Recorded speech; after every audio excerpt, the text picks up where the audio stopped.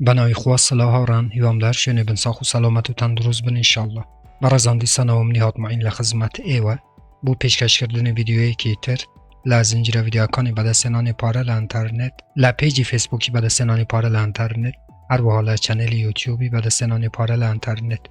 و او برازانه که یکم جارو چنل یبینن لیره چنلی بعد سنانی پاره لانترنت کم نهات معین هفتانه 4 ویدیو لاره یو چنل و بلاوکموه که ایوه ببرم بردتوانن درو الکترونیکان و هر دلار امریکی به دست بهنن بو اوی و هیچ شکل ویدیوکانی دهاتو لدست ندن کم بلاو یانه کموه چنلکه سابسکرایب بکن زنگولای تنشش چالاک بکن بو اوی هر کاتی کم ویدیو یک آپلود کم یا خود بلاو کموه یوتیوب لاره نوتیفیکیشن و ایوی آگادار بکاتوه و یکم کسبن که بین ویدیوکام ببینن.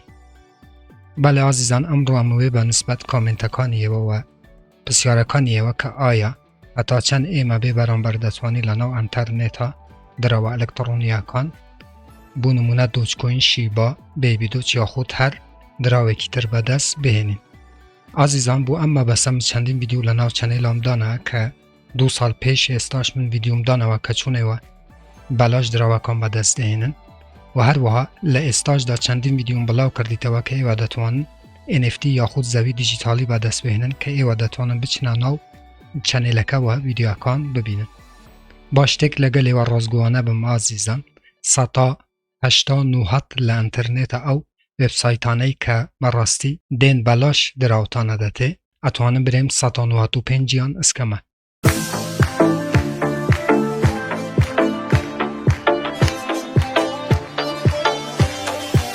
جا اوی پیم بکره من باشرین ویدیوکان بوی و بلاوکم و بوی ایوه بتوانن ببرم بر دراوکان با دست بهنن بلام لوانش لو ویدیو نکه بلاوم کردیده و چندین یان اسکم بن چونکه اما وبسایت اول دستی منیه اما تنها اوانه او پروژانه که باشم بوی و بلاو دکموه و ایواج داتوانن سوت لو وبسایتانه و پلتفرمانه ور بگیرن با تایبتی عزیزان او پلتفرمانه که زوی دیجیتال تانه دته لدست مدن که من یک دو ویدیوم درست کردوه چونیتی بدستنان زوی دیجیتالی یک کلم ویدیوانه ویدیوی 45 بشی ششم بروناو چنلکه ویدیوکه یبینی که دتوانی 6 زوی متاورس دیجیتال به دست بهنی. اگر نازانی زوی دیجیتال و متاورس چیه من پیشتر چندین ویدیویی تر درستم کردوه که متاورس چیه ایوه دتوانم بین ناو چنلکه و بزانن که او زویانه که استا ببرانبر او NFT زویانه ایوه دتوانم به دست بهنن لآینده دا چند سودی بو ایوه دبید.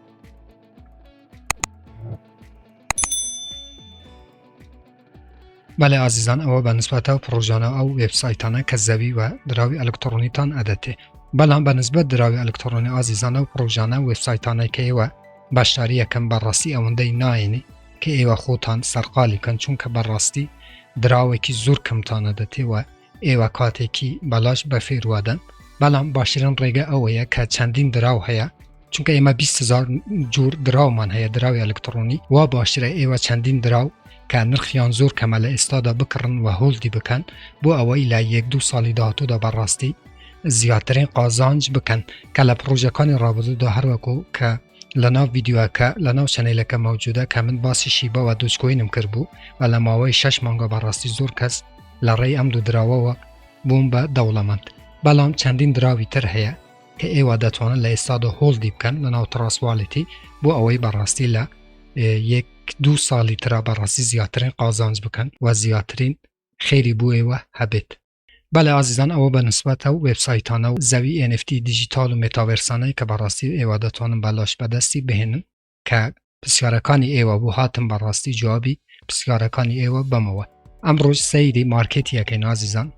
مارکتی کریپتوکارنسی هر وکا بینن کلمه 24 کازجمرا بیت کوین 4.21 لساتا برو حلکشان چا و هر وها اتریومیش 10.57 لساتا لماوی 24 کازجمرا برو حلکشان چوا که دراوکانی ترش براستی همون برو حلکشان چوینه هر وکو امرو بینی که نموداره کی سوز و چون که زوربه دراو الکترونیکان و آلت کوینکان برو حلکشان چوینه بوه نموداره کی سوز مان پیشانه ده آیا لاستادا باشه که ایمه دراوکان بکرن یا خود نه عزیزان هر وکو لویدیوکان پیشتر راشن بیوه بود که ایوه تبی برنامه تان هبی بکرنی دراوکان و تعجلی مکن لکرنی دراوکان ایوه دتوانن براستی به مدیریەتی سەرمایە کەمکەمە دراوەکان بکڕن بۆ ئەوەی خوا نەخواستە سبەی ئەگەر دراوەکان زیاتر داوازین زیاترین دراو ئێوە بتوانن بەو بڕەپارەی کە بوو دراوەکانتان دانەوە بەڕاستی زیاترین دراو بکڕن. بەنسبەت پرسیارێکی تر کە زۆربەی ئێوەڵێن ئایا ئێمە چەند بای چەند دراوەکان بکڕین؟ ئازیزان من هەموو جا پێتان نەرێم سەتادە لە بودجەکەت ئەو بودجەی کە کارت پێ نییە و ئیشت پێ نییە دەتوانی سەتادە تەرخان بکەی بوو ئالتکۆینەکان و هەروەها میم کۆینەکان کە ئێوە دەتوانن بەڕاستی بەم شێوەیە سەرکەوتنێکی زۆر گەورە بەدەست بهێنن. بەڵام هەروەکو ئاماژەم پێکرد کە هەموو دراوێک نەچکە 20,000 دراومان هەیە